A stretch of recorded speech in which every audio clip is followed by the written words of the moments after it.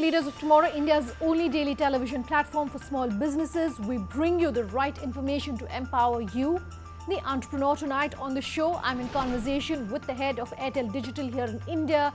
We're talking about how technology is changing the way communication is being done, whether you're a big business or a small business, and some tips for small businesses watching this interview about what they should keep in mind about how the future of communication is looking. Take a listen. Sundeep, thank you so much for taking the time out to speak with us here on the Leaders of Tomorrow, especially given, of course, the fact that you're an entrepreneur and you are so focused and so committed and excited about digital as much as we are. So thanks for taking the time out today. Thank you for inviting me in. Let me start by first talking about your new role at Airtel Digital as head of digital intelligence at Airtel. Just give us a sense really of how you're viewing the digital landscape. Usually telecom or FMCG or retail or manufacturing, in these industries, typically technology is a support system to drive the business. But today everyone is rethinking of their business in terms of how they can actually build that around technology rather than using technology as a support system. And that's a big shift that you're seeing across today in terms of how technology is playing a big role. So this is now going to be technology helping or driving the business versus technology just being an enabler. That's what to me digital is all about, and that's what we're doing at Airtel as well. We're today looking at all our journeys across, let's say, whether it's customer or it's network, and seeing how is it that we can bring it technology first. So now when we talk about customer, we are looking at all journeys of the customer, whether it is acquisition of the customer, servicing of the customer. In each of these places, what can technology do, and how can we get it to be technology first? Customer can come on our website and apply for a new connection online, and without him going to the retail store, we can actually ship a SIM card to his house. Just like any e-commerce product, e-commerce website, where they can go in and buy any product and that gets shipped to them. The same way today we are shipping SIM cards to the customers' houses. Whether it is about them having a problem with their connection, or they want to upgrade or downgrade their plans, they can go on our properties like Airtel.in or My Airtel and do that all by themselves. They don't need to call our call center. We're embedding technology in every area of a customer journey, as well as on a day-to-day basis how we are doing our business.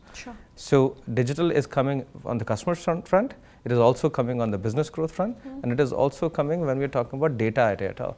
And a huge element of how we drive our business is based on data. So today we are bringing all the data onto our data analytics platform, and then leveraging that to actually create very, very intelligent customer journeys, as well as using that for optimizing our network experience. Couple of things then from your answer. The Leaders of Tomorrow, of course, is the only show on Indian television which is a daily show that talks to MSMEs and SMEs. You were saying technology first. To the 36 million MSMEs in India, no matter what industry they perhaps are in, would you say become technology first? Whether you're in a traditional industry like say manufacturing or clothing manufacture, do they necessarily have to become, or does it really depend perhaps on what industry you're in? A bit subjective, but technology can still play a very significant role for any SME on how they would visualize that business. Now when it comes to, let's say, if I take the example of the clothing manufacturer itself, right, and it's a hard one here, but when we talk about the whole manufacturing chain, there are so many steps in there which today would be manual, which would introduce so much of inefficiency in the process, which the moment you start thinking of how would you do this technology first, and technology is not about software in terms of an app. Technology is about how could you actually do the whole manufacturing plant to be automated completely as well. Now that is also technology. So we're talking at a time when internet penetration as well as the tech penetration really in tier 3 and tier 4 cities and areas where most of our MSMEs are based is changing dramatically. How's the landscape changing? How's data usage perhaps changing? And for an entrepreneur who's either based here or is looking at servicing these markets, what should they keep in mind? So if we look at today the reach of internet, that is growing significantly. We will have 500 million smartphones in India in this year. When we talk about access to technology, this internet penetration has enabled that for almost everyone in the country. So any small business today can actually access technology via a simple phone, a smartphone that he has in his hand. He can actually completely digitize his POS, by using a cloud POS on his tablet. He can, today if he's doing accounting either on his books or manual accounting, ample software is available. In fact, that trend has changed significantly when it comes to offline, but even a lot of that has moved online. Today, the access to the data about their own business, they can move anywhere and have that data be accessible at their fingertip within a second. And that's a big shift there, right? So if I talk about managing customer data, at one point, business wouldn't even talk about managing customer data. A retail shop wouldn't even know who their customers are. But today, if you go to any place, any new age business, the first thing they want to know is who you are. Even a small shop actually really wants to know what your phone number is. They want to know what's your name, what's your number, and what they want to do with that is then they want to start personalizing the experience that you have. So even a small juice shop in the city with a digital POS would start collecting your phone number, your name, and would talk about okay, what is it that you like? And then eventually, as they understand what your consumption pattern is with them, they actually want to send out simple messages to say, here is an offer for you about the product that you've been using with us a lot. Now, if this is happening in metros a lot more than in the tier 2 or tier 3 towns, but that's a big learning that one can take from these metros today to see how people are evolving their businesses. It's about how they're understanding their customer and how they're managing data on a day-to-day basis, and then learning from that data to build their business further. That's, to me, a big opportunity for any small business to start from, without really delving down deeper into, let's say, building a product or a website or a very simple structure of how they start engaging with their customers and managing the relationship with the customers itself would be a big differentiator for them. Okay, so let's talk then about digital first and technology first for small businesses. First and foremost, let's talk about hiring and hiring for small businesses in this technology first era and space.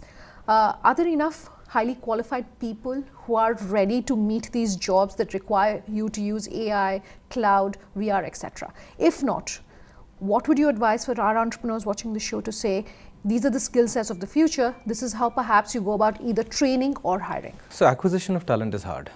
But then on the other hand, there's a lot being done in the industry today to commoditize a lot of this as well. Today, if one starts looking at the tool sets available out there on cloud, running simple AI models or forecasting data, it doesn't require rocket science for anybody to write that all by themselves.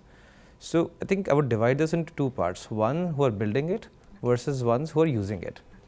The ones who are building it, that talent is very, very hard to find.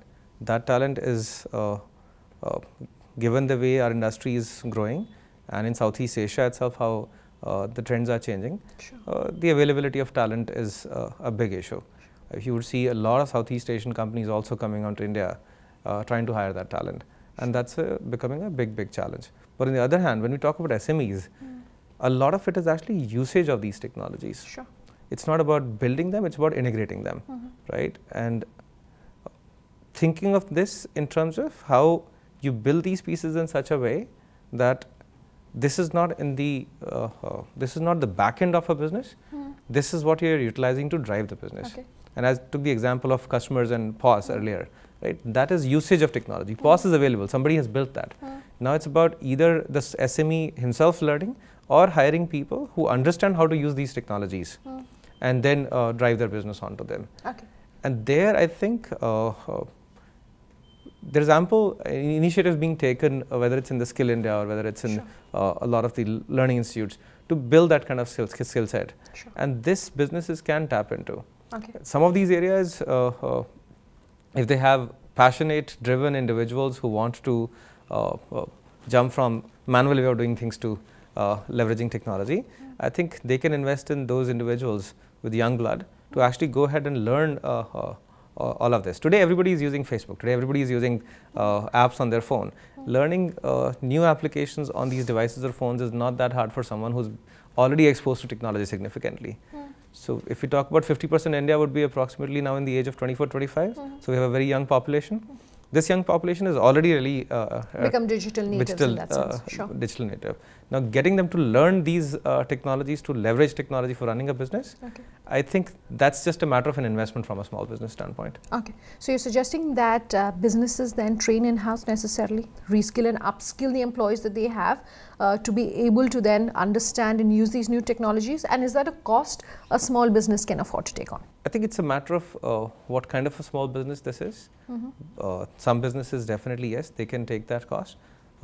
Acquiring new talent and bringing them in to do these things new ways also would create dissatisfaction in the existing employee base. So there is an investment that a business must show in terms of providing an opportunity to the existing employees on whether they can reskill or upskill them. Sure. And if that's not possible, then obviously then they have to go out and figure out ways to get new blood in to redo the business. But I think that's a commitment that every business must show to their employees to provide them an opportunity to say, would they want to step up and actually now start learning the new way of things. See, the larger part is how much the SME owner or the entrepreneur out there is himself savvy about this. Does he himself understand that? Or is he partnering with somebody who really understands this very deeply? Okay. Who's driving this vision in that business? Now, whether it's a 5-person small business somewhere, or whether it's a 500-person industry somewhere, in the end, it's going to be how do you want to run their business? And that vision is entrepreneur's own vision. If it comes down to how do we do it with digital, first it comes down to their own exposure. It comes down to how they start rethinking of their business, and then getting support from somebody out there or a mentor out there to say this is how they can accomplish their journey. And from there onwards, then figuring out whether they can invest in somebody in their business, in the people in their business, or is it about actually acquiring new talent? So you're saying young blood, as someone who's so closely involved with the digital space here in India, my question to you is whether you think the education system is keeping up with the changes in demands of technology and these jobs of the future. There are attempts being made in that. There are incubator labs being put. There are initiatives from the government side to set up these startup labs or these technology labs, or introducing computer education in the schooling system. But I don't think there's ample investment still going on to enable this transformation across as of now. There you need to think of it as grounds up approach. And there then in that case, a lot of the public infrastructure also has to be thought through in such a manner to say education system in India, does it actually inculcate these skill sets right from the beginning or not? So I think a lot of private institutions this is starting to happen, but when it comes to the public institutions, there is very less penetration of that, and a huge amount of our public infrastructure when it comes to education is still, I think, toward archaic. Time for a break. When we come back, I will bring you more as far as this conversation with Airtel Digital is concerned. Stay tuned.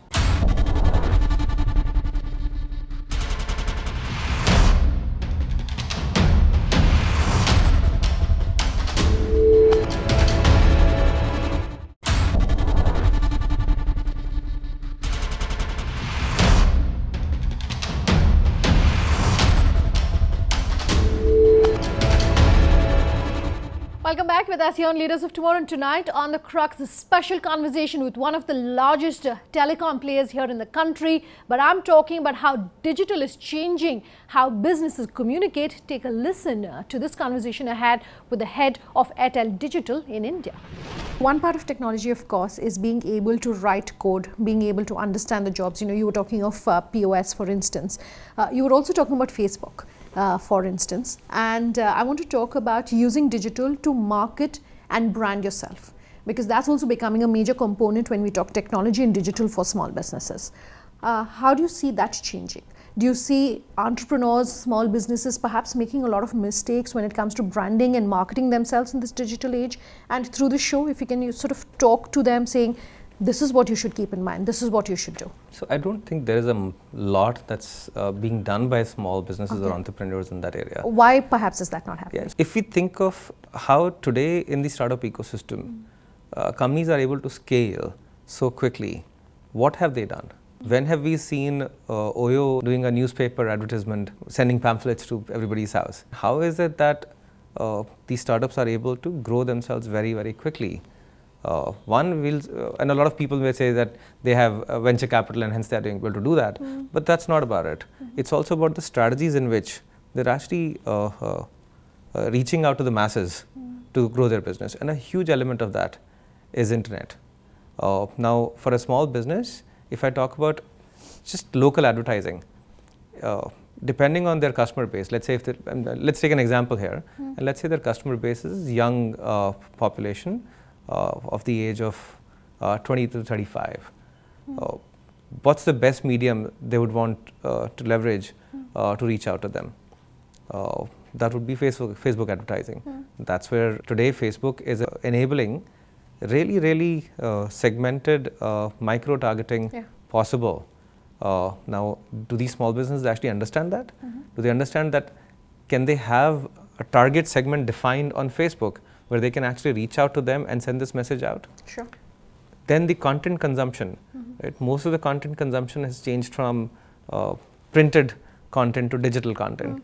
So even if it's just a small conversation from a small business, talking about their own business and sending that as a link to their patronage, right? And talking about what new things that they are doing, let's say even 10% of the people get to see that. Distribution of that content is a lot easier via, let's say, WhatsApp broadcast with the people that they have relationships versus trying to do that via any print media. And so in fact, I have one of my friends who's into wellness, and he's actually understood his target segment very well. His turnover is around 40 crores or so. And what he's doing is he's created these small groups in his WhatsApp and understood the age segments of each of these groups. Every morning sends them a tip depending on who this persona is. So if it's women 45 to 50 years, there's a different wellness tip going to them versus if it's a professional between, let's say, 25 to 35. There he's talking about stress management significantly. On the other side, he's talking about taking vitamins and being healthy. And he's actually personalizing his communication daily all by himself using simple WhatsApp groups that he has maintained on his smartphone. So that's one of the examples on how a small business is leveraging technology and reaching out to the customers effectively. Do you see any common mistakes perhaps that are being made as part of this social and digital platform? Because just as easy as it is to build a brand, it's just as easy for you to perhaps destroy it in some sense. Overdoing it. Okay. Right? Spamming. Okay. Sending messages which are not relevant. And that's when they end up getting blocked. Right? If you just do a mass communication, let's say, or a broadcast to your phone book on WhatsApp with an irrelevant message, you do it twice, third time you're actually going to lose the customer's insert. Fourth time, you'll have that customer actually block you. So while on one side, yes, as you rightly have said, it's become very easy. On the other side, the misuse of that is also quite prevalent. Sure. So I think that balance is very important in terms of how do you want to reach out to your customer community, how do you want to portray your brand image out there, what content you want to leverage here to showcase your products. A lot of these things will start coming down to what's the right customer in terms of segment, what's the right communication for that segment, what time is the right time for that segment, and then how do you serve them to make sure that when they have any interest in your product or your offering, at that point, it's a seamless experience. And in all these areas, technology can play a huge role. So even as we've been talking about perhaps what some of the challenges are when it comes to the digital age, my big picture question to you is what MSME should keep in mind? There clearly is going to be an explosion when it comes to using digital for small businesses, when it comes to using technology for small businesses by small businesses. But if you had one piece of advice for the small businesses watching our show to say this is how you become digital ready over the next say 2-3 years, what would that be? If you look at what's happening in the market today, so as I put earlier, there are 500 million smartphone users that are going to be there in this year. The internet penetration is growing at a very fast pace in India. Access to internet is probably going to be in every common man's hand. Now, when it comes to a small business, understanding that changing trend itself is a very important aspect. Now, when we talk about how they want to build their business, grow their business, I think the foundation of that, right, has to come on to saying, how is it that I engage with my customers? How is it that I project myself? How is it that I grow myself? How do I analyze my market and see what new products can I launch? Sure. Any of these questions will start getting answered by the usage of technology and embedding that technology in the day-to-day operations that they are running. Sure. So whether it is marketing, whether it is finance, whether it is their sales and distribution, each of these areas, there's a fundamental shift that is happening where today you can leverage technology to do these in a lot more effective and intelligent manner. And I think that is where for a small business to step back and see what is the shift in trend here that's happening, and then how do I leverage that. Now whether that's about now getting a mentor to come in and work with them to see that, or bringing in maybe a consultant, or hiring someone in their core team who's actually going to drive this journey for them.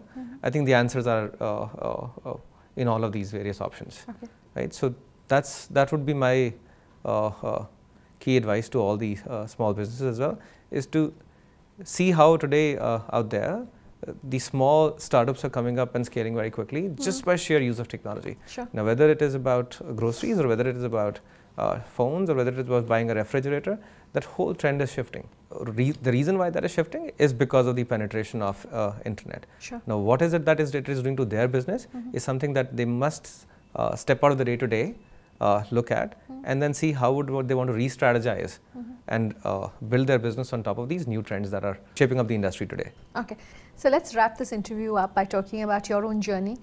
You're someone who has founded businesses in the past. You're an entrepreneur yourself. You're a serial entrepreneur, if I can call you that. What perhaps have been your biggest learnings? What has helped you along the journey? At what point did you realize that, this is a great idea, this is definitely going to make money, I'm going to chase after this?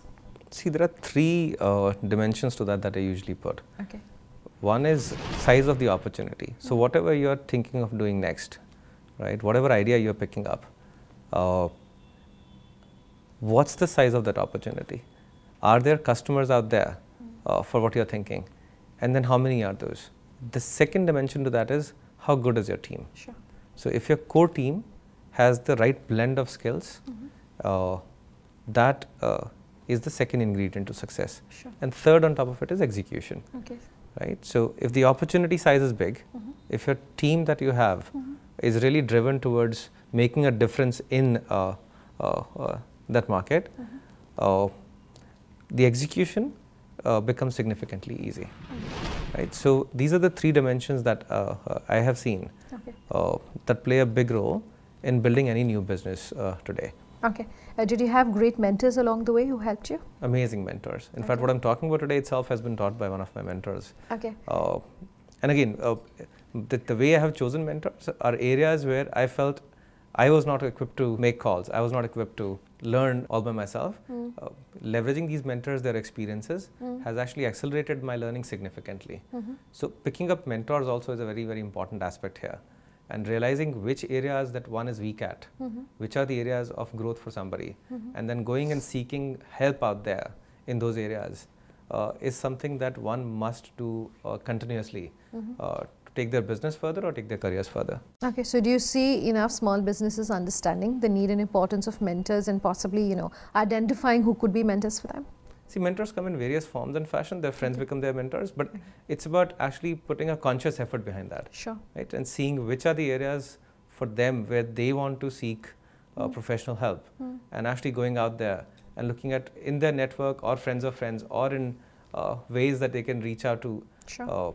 I think today, in fact, a lot of the entrepreneurs themselves are coming out and saying, happy to help the ecosystem. Okay. I don't know whether that bridge is available to all these small businesses, but today there are so many startup entrepreneurs who have stepped up and said, we are ready to help out there. There are so many corporate professionals who have stepped up and said, happy to help the industry take this new turn, and we are ready to mentor people. That's our show tonight. If you have any questions for us, here's how you get in touch. leadersoftomorrow@timesgroup.com is our email ID. You can get in touch with us on social media. Sunanda_J is my personal Twitter handle. You can also reach us on LOT_ET now or our Facebook page, Leaders of Tomorrow on ET Now. Thanks very much for watching. Have a good night.